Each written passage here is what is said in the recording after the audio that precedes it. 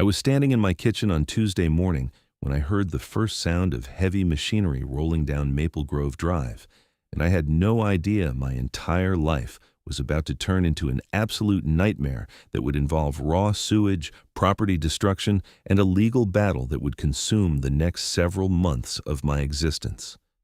My name is Marcus Xavier, and I had lived in the Willowbrook Estates subdivision in Henderson, Nevada for exactly 3 years.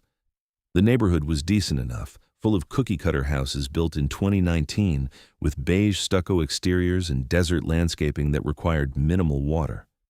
I worked as a software developer for a mid-sized tech company in Las Vegas, about 20 minutes away, and I had chosen this place specifically because it seemed quiet and well-maintained. The HOA fees were steep at $300 a month, but I figured that was the price you paid for living in a managed community where someone else handled the common areas and enforced basic standards. What I did not realize was that the HOA board was run by a woman named Brenda Carmichael, who treated the entire neighborhood like her personal fiefdom and made decisions with all the careful consideration of a bulldozer operator having a bad day. The machinery noise got louder, and I walked to my front window to see what was happening. A massive excavator was rumbling past my house, followed by a utility truck and several workers in hard hats. I watched them turn into the vacant lot 2 houses down, and I figured they were doing some kind of infrastructure work. Henderson had been growing like crazy, and utility companies were constantly upgrading systems to handle the population boom. I thought nothing more of it and went back to my home office to start my workday. I had 3 virtual meetings scheduled and a deadline for a software update that was already making my project manager nervous. Around 10 in the morning, I made myself another cup of coffee and was settling in to debug some particularly annoying code when my doorbell rang. Standing on my porch was a woman I recognized immediately as Brenda Carmichael, the HOA president. She was probably in her late 40s, with blonde hair that had clearly been dyed and styled within an inch of its life, wearing a cream-colored pantsuit, despite the fact that it was already 85 degrees outside. Behind her stood a younger guy in work clothes, holding a clipboard. "Good morning, Marcus," Brenda said with a smile that did not reach her eyes. "I hope we are not interrupting anything important." "I am working, actually," I said. "What can I help you with?" "Well, I wanted to personally inform you about some exciting improvements we are making to the neighborhood," she continued, gesturing to the guy with the clipboard. "This is Travis from Desert Line Infrastructure. The HOA board has approved a major upgrade to bring fiber optic cable throughout Willowbrook Estates. High-speed internet for everyone. Is that not wonderful?" I had to admit it sounded decent. My current internet was adequate but not spectacular, and fiber optic would be a significant improvement. "Okay, sounds good. When does that start?" "That's the thing," Brenda said, her smile tightening slightly. "We need to run the main trunk line through several properties, and according to the utility easement in your deed, we have the right to access the northern portion of your lot."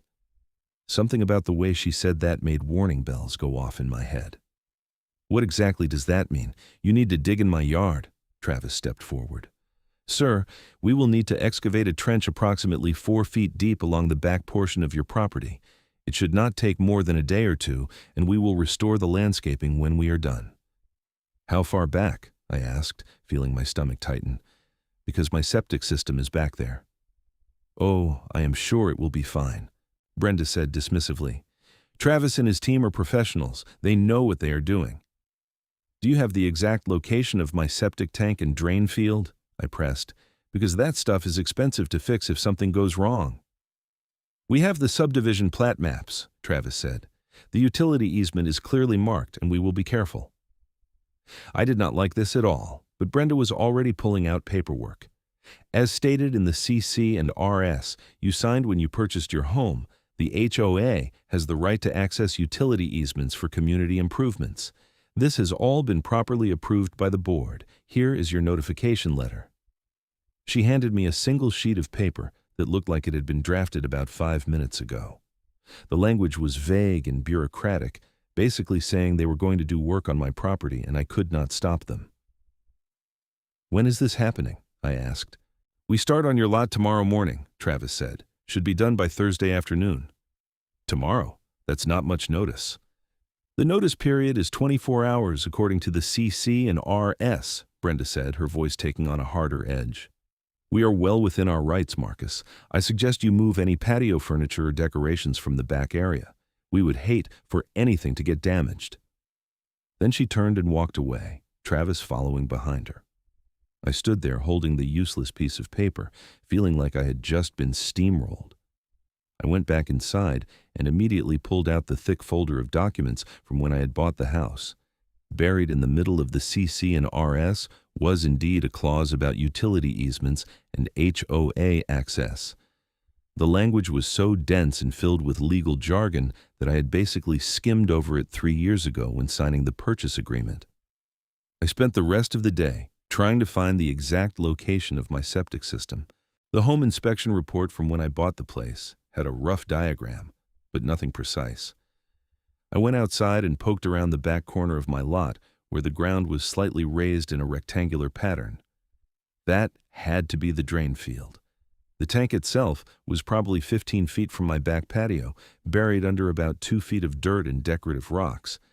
That night, I barely slept. I kept imagining an excavator ripping through my septic tank, sending sewage flooding across my yard. The repair costs would be astronomical. A new septic system could easily run $15,000 or more, and there was no way I could afford that on top of my mortgage. Wednesday morning arrived with the sound of diesel engines firing up at 7 o'clock sharp. I was already awake, having given up on sleep around 5, and I rushed outside still wearing my pajama pants and a t-shirt. 3 workers were unloading equipment from trucks, and Travis was directing them while looking at some kind of site plan. The massive excavator from yesterday was positioning itself near the vacant lot, its arm extended like a giant mechanical dinosaur.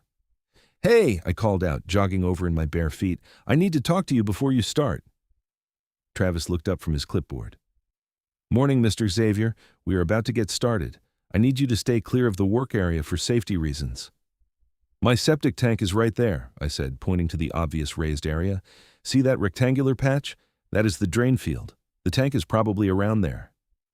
I indicated the area closer to my house. "Thanks for letting me know," Travis said, making a note on his clipboard. "We will be careful.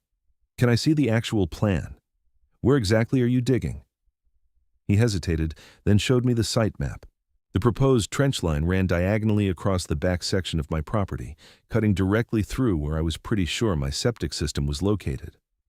"That is going right through my septic," I said, my voice rising. "You cannot dig there." "The easement is clearly marked," Travis said, pointing to the shaded area on the map. "This is where we need to run the line to connect to the junction box on the next street over. There is no other route that makes sense." "Then you need to reroute it around my septic system," I insisted. "I'm not letting you destroy my sewage system for a cable installation." "Look, man, I just work here," Travis said, his tone becoming irritated. "Take it up with the HOA if you have a problem. I have my orders, and I'm going to do the job I was hired for." "Where is Brenda?" I demanded. "No idea. Probably at home." I pulled out my phone and called the HOA office number listed on their website. It rang 4 times before going to voicemail. I left a message explaining the situation and demanding they stop work until we could discuss proper placement of the trench. Travis was already walking back to the excavator. "We are starting now," he called over his shoulder. "Please stay back from the work area." I stood there feeling completely helpless as the excavator's engine roared to life. The massive bucket arm swung into position, and with a hydraulic whine, it bit into the ground near the edge of my property. Dirt and rocks flew as the machine started carving a trench, moving steadily closer to where I knew my septic system was buried. "Stop!" I yelled, but my voice was lost in the noise of the machinery. I ran back into my house and tried calling Brenda's personal cell phone, which was listed on the HOA directory. It went straight to voicemail. I called the property management company that handled some of the HOA administrative work. The receptionist told me that infrastructure projects were handled directly by the board, and she could not help me. By the time I got back outside, 15 minutes later, the excavator had already dug a trench about 50 feet long and was approaching the danger zone. I could see the workers had hit some kind of pipe because they had stopped and were examining something in the hole. I rushed over, my heart pounding. "What is it? Did you hit something?" One of the workers, a Hispanic guy in his 30s, looked up at me with concern. "There is a PVC pipe here." Looks like it might be part of a septic system. That is what I have been trying to tell you, I shouted. You are digging right through my septic. Travis climbed down into the trench, which was now about 4 feet deep. He examined the pipe, then pulled out his phone and made a call. I could not hear what he was saying over the idling excavator, but his body language suggested he was not happy. After a few minutes, he climbed back out and walked over to me. Okay, so there is a septic line there. We are going to have to work around it. What does that mean exactly? I asked. We will dig more carefully in this section. Try to avoid damaging anything. Try to avoid it? That is not good enough. You need to stop and get someone out here who can locate the exact position of the tank and all the lines before you go any further.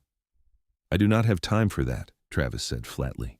I have 4 more houses to do after yours, and I am already behind schedule. We will be careful.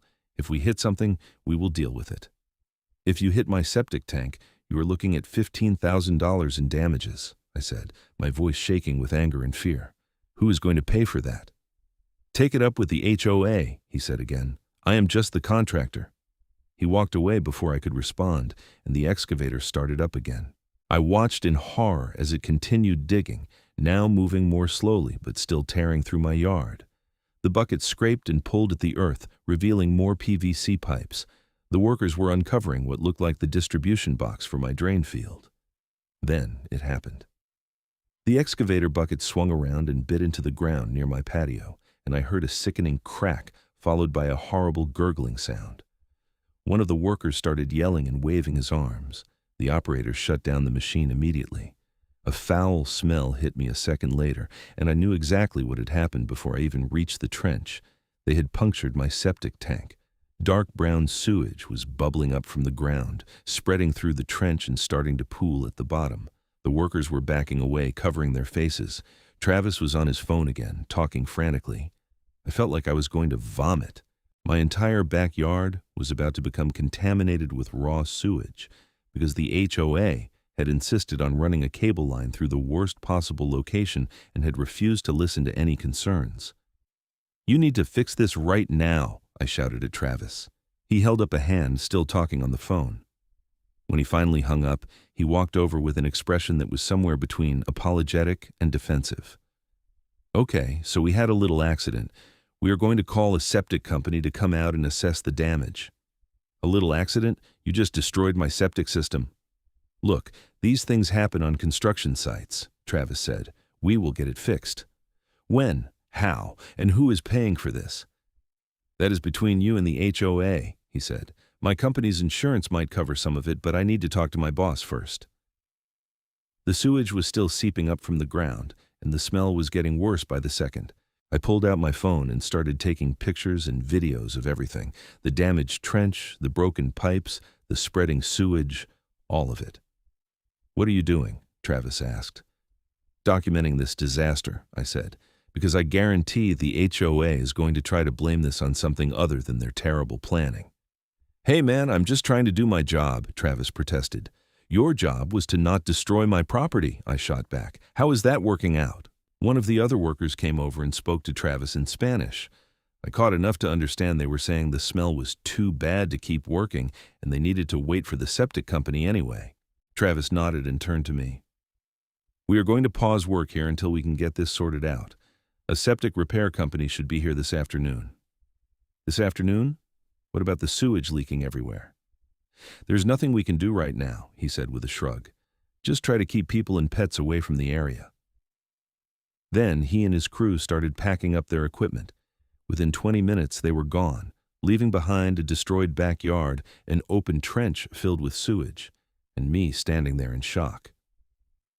I went inside and immediately called the county health department. I explained that my septic system had been damaged during construction work and sewage was exposed in my yard. The woman on the phone sounded concerned and said she would send an inspector out as soon as possible, probably by end of business day. Next, I tried calling Brenda again. Still voicemail. I left a message that was probably not as professional as it should have been, informing her that her fiber optic installation had just destroyed my septic system, and I expected the HOA to pay for all repairs immediately. Then, I called my homeowner's insurance company. The agent listened to my story and then delivered bad news. Damage caused by construction or excavation on your property generally is not covered under a standard homeowner's policy, especially if you gave permission for the work. I did not give permission, I protested. The HOA forced this on me using the easement clause. That is something you would need to pursue with the HOA or the contractor directly, the agent said. Our policy would not cover this situation. I hung up feeling even more defeated. My backyard was full of sewage. The responsible parties had abandoned the site, and I had no clear path to getting this fixed. Around 2 in the afternoon, a truck from Desert Septic Services pulled up. A guy in his 50s with a weathered face and work boots climbed out, took one look at my yard, and whistled low. "That's a mess," he said by way of introduction. "I am Ron. Travis from Desert Line called me to come assess a damaged septic system." "Thanks for coming," I said. "It is pretty bad." Ron walked around the trench, examining the damage with a practiced eye. He took some measurements, poked at the broken pipes with a tool, and made notes on a tablet. "Okay, here's the situation," he said after about 20 minutes. "They cracked your main septic tank and broke the distribution box for your drain field. You're going to need a new tank, a new distribution box, and probably new drain field lines. The whole system is compromised." "How much?" I asked, dreading the answer. "Full replacement? You're looking at $18,000 to $20,000, maybe more depending on soil conditions and permit costs." I felt like I had been punched in the stomach. $20,000? Could be less if we can salvage some of the drain field. But honestly, once you start digging this up, you usually find more damage than you initially thought. And the county is going to make you bring everything up to current code, which might mean a bigger system than what you have now. "When can you start?" Ron scratched his jaw. "Well, first I need to know who is paying for this. If it is insurance, I need authorization. If it is out of pocket, I need a deposit. And either way, I have to pull permits from the county, which takes at least a few days." "The HOA should be paying for this," I said. "They are the ones who ordered this work." "Then you need to get authorization from them before I can do anything," Ron said. "In the meantime, you cannot use any water in your house. No toilets, no showers, no dishwasher, nothing. All your wastewater has nowhere to go except into that trench." "Are you serious?" "Completely serious. If you use your plumbing, you will just make the contamination worse. I would recommend staying somewhere else until this gets fixed." I wanted to scream. Instead, I thanked Ron for coming out and asked him to send me a written estimate. He promised to email it within an hour and then left. At 4 o'clock, an inspector from the Clark County Health Department arrived. Her name was Patricia Wong, and she was all business. She examined the site, took photos, tested the sewage with some kind of instrument, and filled out forms on a tablet. "This is a serious health code violation," she said when she was done. "Exposed sewage is a biohazard. I'm issuing a notice of violation that requires this to be remediated within 72 hours. If it is not fixed by then, you could face fines of up to $1,000 per day." "Wait, I am being fined?" I said incredulously. "I did not do this. The HOA hired contractors who destroyed my septic system." "The property owner is ultimately responsible for maintaining sanitary conditions on their property," Patricia said, not unsympathetically. "You can dispute liability with whoever caused the damage, but from a public health standpoint, you are responsible for fixing this quickly." "I cannot even use my plumbing," I said, "and the septic company says it will take days to even get permits." "I understand this is difficult," Patricia said, "but exposed sewage poses risks for disease transmission, especially with mosquitoes and flies. This needs to be contained and repaired as quickly as possible. I strongly recommend you cover the trench with tarps at minimum to prevent animals and insects from contacting the waste." She handed me a copy of the violation notice and left. I stood in my backyard, surrounded by the smell of sewage and the ruins of my landscaping, holding a piece of paper that threatened me with $1,000-a-day fines for a problem I had not caused. That evening, I drove to Home Depot and bought several heavy-duty tarps and some stakes. I spent an hour in the fading light covering the trench as best I could, trying not to gag from the smell. Then I packed a bag with clothes and toiletries, locked up my house, and drove to a Hampton Inn about 3 miles away. The hotel clerk seemed confused why I needed an extended stay room with no clear checkout date, but she processed my credit card without asking too many questions. I hauled my stuff up to a generic room on the 3rd floor and sat on the bed, feeling completely overwhelmed. My phone buzzed with an email. It was the estimate from Ron at Desert Septic Services.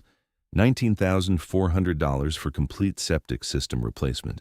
3 to 5 days of work once permits were obtained. Permits would take 5 to 7 business days to process. I forwarded the email to Brenda Carmichael with a message demanding the HOA pay for repairs immediately. Then, I started researching lawyers who specialized in HOA disputes. Thursday morning, I woke up in the hotel room feeling disoriented. For a moment, I forgot where I was and why I was there. Then, reality crashed back. I checked my phone and saw 3 missed calls from a number I did not recognize. There was also an email from Brenda, which I opened with a sense of dread. The email was infuriatingly dismissive. She wrote that while she was sorry about the damage to my septic system, the HOA could not be held responsible for accidents that occurred during permitted construction work. She suggested I file a claim with the contractor's insurance company and hoped the situation would be resolved quickly. I stared at the email in disbelief. They had forced this work on my property, ignored my warnings about the septic system, caused massive damage, and now they were washing their hands of any responsibility. I called one of the law firms I had researched the night before. The receptionist put me through to an attorney named David Fitzgerald, who specialized in property disputes and HOA litigation. I explained the entire situation to him, and he listened without interrupting. When I finished, he was quiet for a moment before responding. "This is definitely actionable," David said. "The HOA has a duty to exercise reasonable care when accessing easements on private property.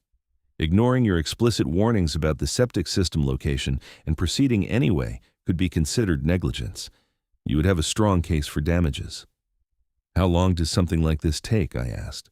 That depends on whether we can settle or if it goes to court," he said. "I would start by sending a formal demand letter to the HOA outlining the damages and legal basis for their liability. That might be enough to bring them to the table. If not, we file a lawsuit." "And if we do go to court?" "Could be anywhere from 6 months to 2 years, depending on the docket and whether they fight it. But given the facts as you have described them, I think we have a very good chance of winning." 2 years? I said weakly. "I need my septic system fixed now. I cannot live in a hotel for 2 years." "No, you would need to get the repairs done immediately," David agreed. "You might need to pay out of pocket initially, then recover those costs through the legal process. I know that is not ideal, but exposed sewage is a health hazard, and the county is not going to wait for a lawsuit to resolve." I thanked him and said I would think about it. After hanging up, I sat staring at my laptop screen, trying to figure out if I could even afford $19,000 for septic repairs. My savings account had about $12,000 in it. I had a credit card with a $10,000 limit. I could probably scrape together the money, but it would wipe me out financially. The missed calls from earlier were from Travis. He had left a voicemail asking me to call him back. When I did, he sounded stressed. "Hey Marcus, look, I talked to my boss about the situation," Travis said. "Our insurance company needs to do their own assessment of the damage before they can approve any claims. They are sending someone out tomorrow." "Tomorrow's Friday," I said. "I have a county health department violation that requires this to be fixed within 72 hours. That deadline is Saturday afternoon." I know, Travis said, "but insurance stuff takes time. There are procedures they have to follow." "So what am I supposed to do?" I demanded. "Just let the county fine me $1,000 a day because your insurance company is slow?" "I am trying to help here," Travis said defensively. "This is not my fault either. I am just the contractor." "You are the one who operated the excavator that destroyed my septic tank," I pointed out. "After the HOA hired me to do a specific job according to their plans," he countered. "Listen, I feel bad about what happened, but legally, this is between you and the HOA. My company will cooperate with any insurance claims, but we cannot just hand you 20 grand. I hung up on him, too frustrated to continue the conversation. Over the next several hours, I made more calls. I contacted 2 other law firms to get second opinions. Both confirmed that I had a solid case against the HOA, but that litigation would take time. I called the county health department to explain that insurance companies were involved, and I was trying to get repairs authorized. Patricia Wong was sympathetic but firm that the deadline stood regardless of insurance complications. Friday afternoon, an insurance adjuster showed up at my house while I was there checking on things. He was a thin man in his 30s, wearing business casual clothes and carrying a digital camera. He introduced himself as Kevin and said he was with the liability insurance carrier for Desert Line Infrastructure. I walked him around the disaster zone, pointing out the damage and explaining what had happened. Kevin took dozens of photos, measured things, and asked questions about the timeline and what warnings I had given. "This is definitely a covered incident under their general liability policy," Kevin said after his inspection. "But I need to verify the repair estimates and make sure they are reasonable. How much are you looking at?" I showed him Ron's estimate on my phone. Kevin frowned and made some notes. "19,000 seems high," he said. "I will need to get our own contractor out here for a comparative estimate. That might take a few days." "I do not have a few days," I said, trying to keep my voice level. "The county is going to start fining me tomorrow if this is not fixed." "I understand your frustration," Kevin said, "but we have to follow proper procedures. Insurance fraud is a real problem, and we cannot just approve every estimate we see without verification." "You think I am trying to commit fraud?" I said, my voice rising. "You can see the sewage right there. This is not made up." "I'm not accusing you of anything," Kevin said quickly. "This is just standard procedure for any claim over $10,000. Give me until middle of next week and I should have an answer for you." Middle of next week meant I would rack up thousands of dollars in county fines while waiting for the insurance company to move at their glacial pace. I was trapped in a bureaucratic nightmare with no good options. After Kevin left, I sat in my car in the driveway and called David Fitzgerald again. I told him I wanted to hire him and move forward with legal action against the HOA. "I need you to send that demand letter as fast as possible," I said, "and I'm going to pay for the septic repairs myself so I can stop the county fines. I will deal with recovering the money later." "That is probably the smartest move," David agreed. "Get your property back to a safe condition, document everything, keep all receipts. We will build an airtight case for full reimbursement plus additional damages for your trouble." He quoted me a retainer fee of $5,000, which I agreed to, despite feeling like I was hemorrhaging money. He said he would draft a demand letter that day and send it via certified mail to both Brenda Carmichael personally and the HOA board as a whole. I called Ron from Desert Septic Services and told him to start work as soon as he could get permits. He said he could expedite the permit process by paying extra fees and could probably start Monday if I was willing to cover those costs. I agreed to everything. At this point, money was almost meaningless. I just needed this nightmare to end. Saturday morning, I met Ron at my house with a cashier's check for $10,000 as a deposit. He had managed to push the permits through using some contacts at the county office and was ready to begin excavation on Monday morning. "This is going to get worse before it gets better," Ron warned me. "We have to dig up a significant portion of your backyard to access the damaged areas and install the new system. It's going to be torn up pretty badly." "Just do whatever you have to do," I said. That afternoon, I got a call from Brenda Carmichael. Her tone was icy. "I received a very unpleasant letter from your attorney," she said. "I think you are overreacting to an unfortunate accident." "An unfortunate accident?" I repeated. "You forced work on my property, ignored my warnings, destroyed my septic system, and left me with $20,000 in damages and county health violations. What part of that is an overreaction?" "The HOA acted within its legal rights according to the CC&RS, Brenda said. "We are not responsible for every little thing that goes wrong during construction." "Little thing? My entire backyard is contaminated with sewage." "That is why we hire insured contractors," Brenda said. "You should be working with their insurance company, not threatening to sue the HOA." "Your insurance company is taking forever, and I had a 72-hour deadline from the county," I said.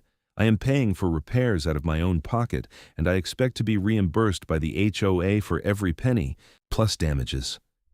"We will see what your lawyer has to say," Brenda said coldly. "The board will be discussing this at our next meeting."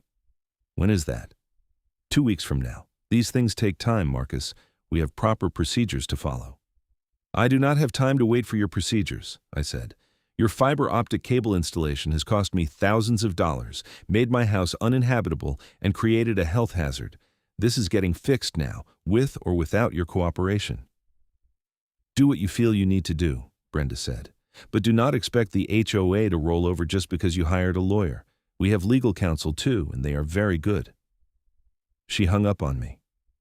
I spent the rest of the weekend in the hotel room, working remotely and researching HOA law in Nevada.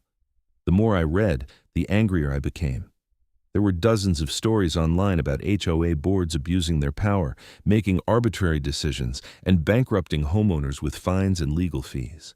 Willowbrook Estates was not unique. This was a systemic problem. Monday morning, Ron and his crew arrived at 7 and immediately began tearing up my backyard. They brought in a small excavator and started digging around the damaged septic tank. The work was loud, dirty, and extensive. By noon, my entire backyard looked like a construction site, with piles of dirt, exposed pipes, and heavy equipment everywhere. I watched from my back patio as they pulled out the cracked septic tank using a crane attached to their truck. The concrete tank had a visible fracture running down one side where the excavator had struck it. Raw sewage drained out as they lifted it, and the smell was overwhelming even from 50 feet away. Ron came over to update me. The drain field is worse than I thought. Looks like the excavator damaged several of the distribution lines when it was digging. We are going to have to replace more than I originally estimated. How much more? I asked, dreading the answer. Probably another $3,000, he said apologetically. I hate to hit you with additional costs, but I did not know the full extent until we got in there. I just nodded numbly. What was another $3,000 at this point? Over the next 3 days, Ron's crew completely excavated the old septic system and installed a new one. They brought in a larger, more modern tank that met current code requirements, installed a new distribution box, and ran new perforated pipes for the drain field. They also had to bring in several loads of gravel and sand for proper drainage. By Thursday afternoon, the new system was in place and operational. Ron did a final inspection with the county, and Patricia Wong from the health department came back out to verify the work was complete. She signed off on the repairs and removed the violation notice. Glad to see you got this fixed, Patricia said. That was quick work, all things considered. I did not have much choice, I said. How much do I owe in county fines? She checked her tablet. Looks like the repairs were completed within the extended time frame we allowed for permit processing, so no fines. You are clear. That was the first piece of good news I had received in over a week. At least I would not owe the county thousands of dollars on top of everything else. Ron presented me with a final bill, $22,800. I paid it using my savings account and maxing out 2 credit cards. My financial cushion was completely gone, but at least my septic system was fixed and I could move back into my house. The backyard, however, was an absolute disaster. The new septic system was functional, but the landscaping was destroyed. Where I had once had decorative rocks, desert plants, and a reasonably attractive yard, there was now bare dirt, tire tracks from heavy equipment, scattered piles of excess soil, and dead vegetation. The original trenches from the fiber optic installation were still there too, partially filled in but not properly graded or restored. I took extensive photos and videos documenting the destruction. Then, I compiled a detailed report with receipts, photos, timeline of events, and copies of all correspondence with the HOA. I sent everything to David Fitzgerald. He called me the next day. "This is excellent documentation," he said. "I am drafting an expanded demand letter that includes not just the septic repair costs, but also landscaping restoration, your hotel expenses, lost wages from time you had to take off work, and emotional distress. We are looking at around $35,000 in total damages." "Will they pay it?" I asked. "I doubt they will agree to the full amount without a fight," David said honestly. "But it gives us negotiating room. I am giving them 30 days to respond before we file a lawsuit." The HOA's response came 3 weeks later, not from Brenda directly, but from their legal counsel, a law firm in Las Vegas called Morrison & Associates. The letter was dismissive and combative. Their attorney argued that the HOA had acted within the scope of the utility easement, that any damage was the result of unforeseen underground conditions, and that the contractor's insurance should cover repairs. They offered to pay for restoration of the fiber optic trench itself, but denied any responsibility for the septic damage. Their offer was $2,000. $2,000, I said when David read me the letter over the phone. The repairs cost me almost $23,000. They are trying to lowball you and hope you go away, David said. This is pretty standard in these cases. We are going to reject their offer and file suit. Are you ready for that? Absolutely, I said. I want them to pay for what they did. David filed a civil lawsuit in Clark County District Court the following week. The complaint named the Willowbrook Estates HOA, Brenda Carmichael individually as HOA president, and Desert Line Infrastructure as defendants. We were seeking $35,000 in compensatory damages plus attorney fees and court costs. Once the lawsuit was filed, things got more complicated. The HOA hired a more aggressive law firm to handle the litigation. Desert Line's insurance company entered the case as an interested party.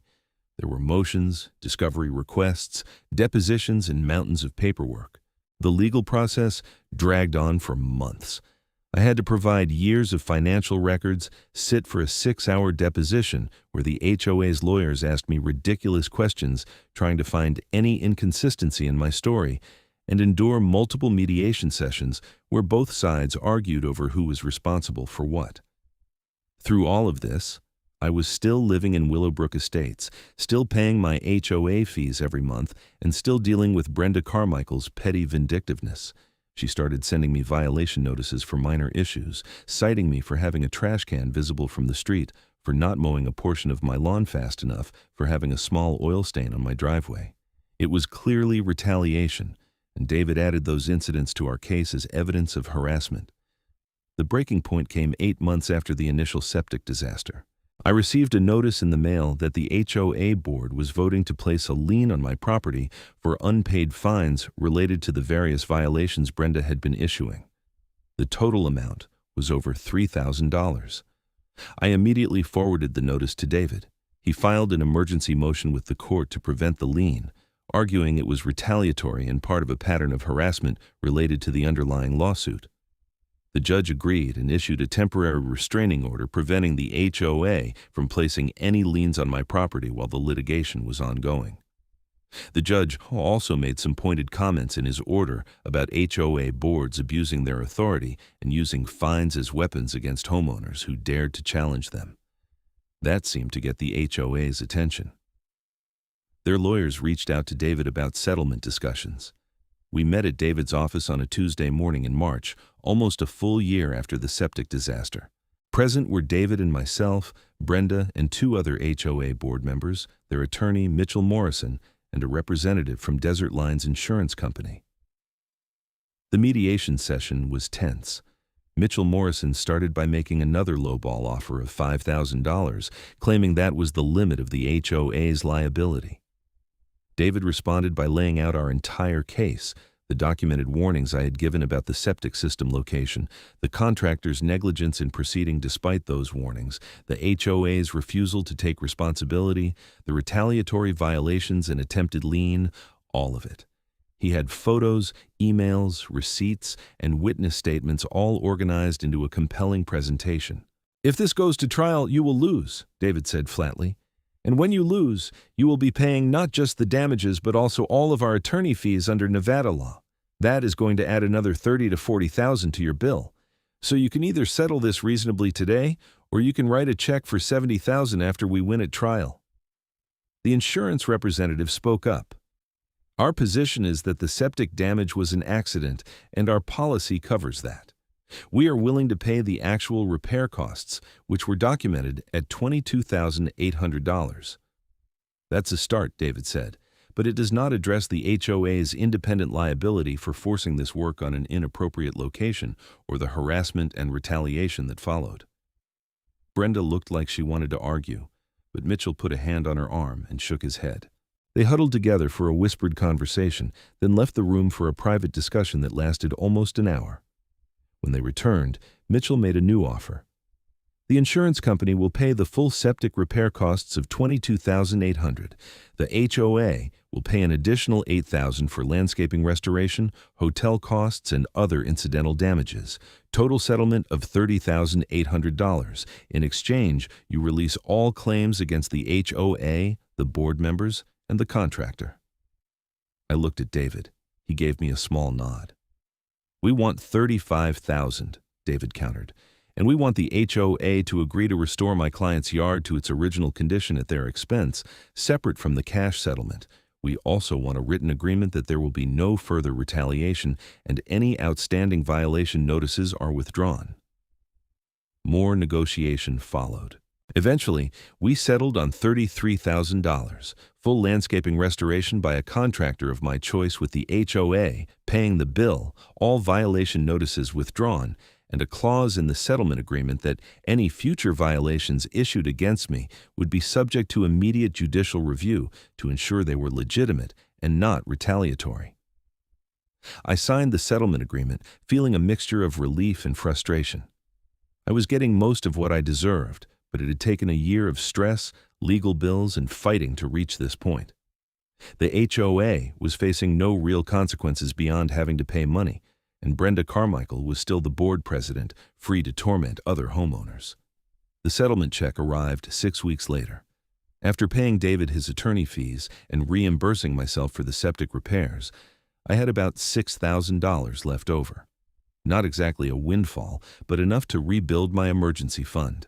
The landscaping restoration took another month.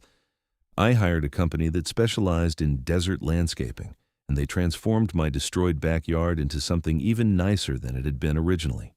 New decorative rocks, drought-resistant plants, a rebuilt patio area, and proper grading to prevent any drainage issues. The HOA paid the $11,000 bill without complaint. By summer, almost 15 months after the nightmare began, my property was finally back to normal.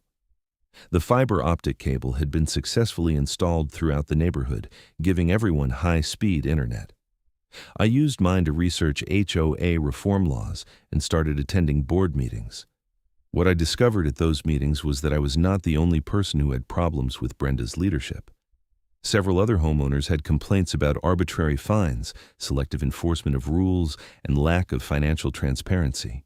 The board meetings were typically attended by only Brenda and 2 other members who seemed to rubber stamp whatever she wanted.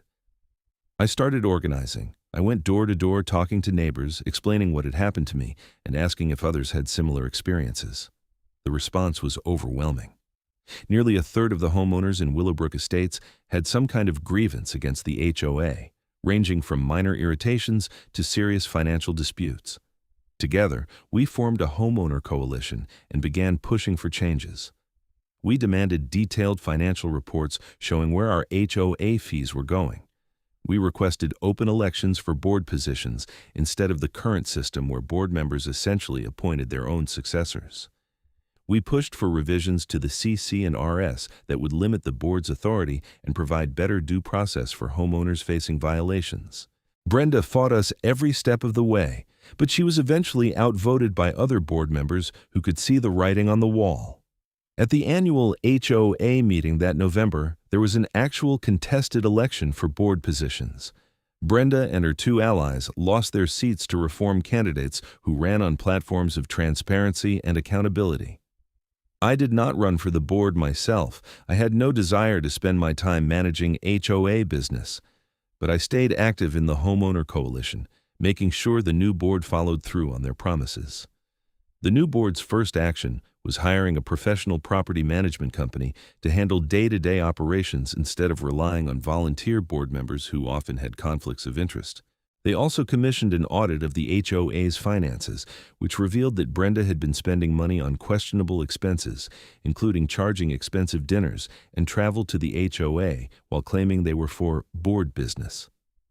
The audit triggered an investigation by the Nevada Real Estate Division, which oversees HOA operations in the state. That investigation revealed that Brenda had violated several state laws governing HOA conduct, including failing to provide proper notice for meetings, making unilateral decisions without board votes, and misusing HOA funds. In February of the following year, the Real Estate Division issued formal sanctions against Brenda, including a $5,000 fine and a prohibition on serving on any HOA board in Nevada for 5 years. She was also required to reimburse the Willowbrook Estates HOA for the improper expenses, which totaled over $8,000.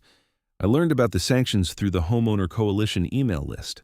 Reading the official report detailing Brenda's misconduct was deeply satisfying.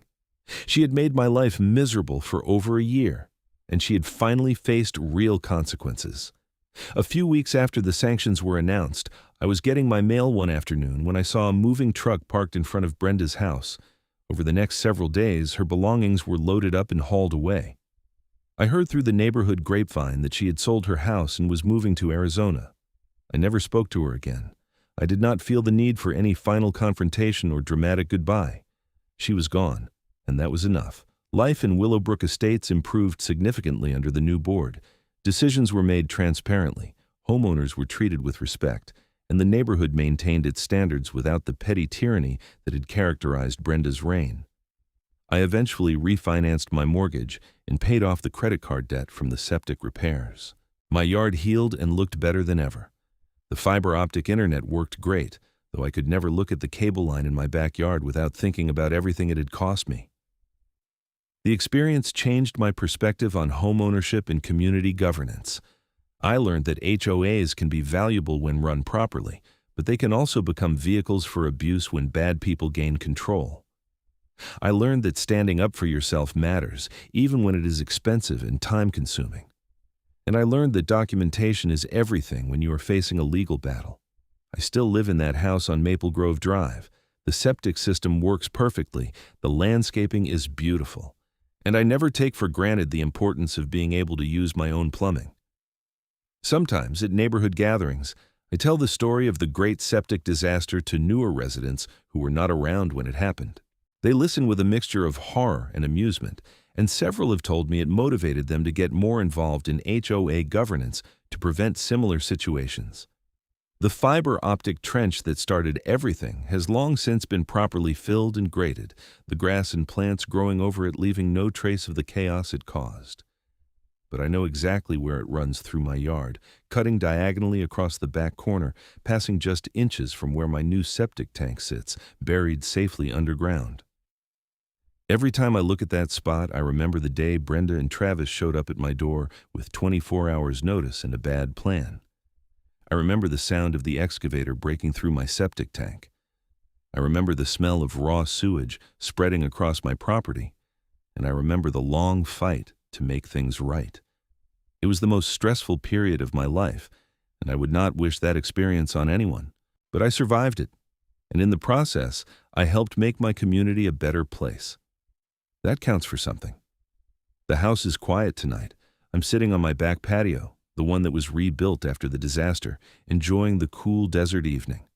My laptop is open and I have been writing down this entire experience, partly as therapy and partly as a warning to others about what can happen when HOA boards are allowed to operate without oversight.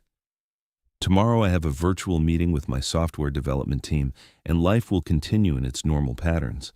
But I will always carry the lessons from that terrible spring when my septic system was destroyed, and I learned just how hard you sometimes have to fight for basic fairness. The desert stars are bright tonight, undimmed by city lights out here in the suburbs. I close my laptop and sit for a while longer, listening to the quiet sounds of the neighborhood settling in for the night. Somewhere down the street, kids are playing. A dog barks. Normal life, peaceful and uneventful. That is all I ever wanted, really.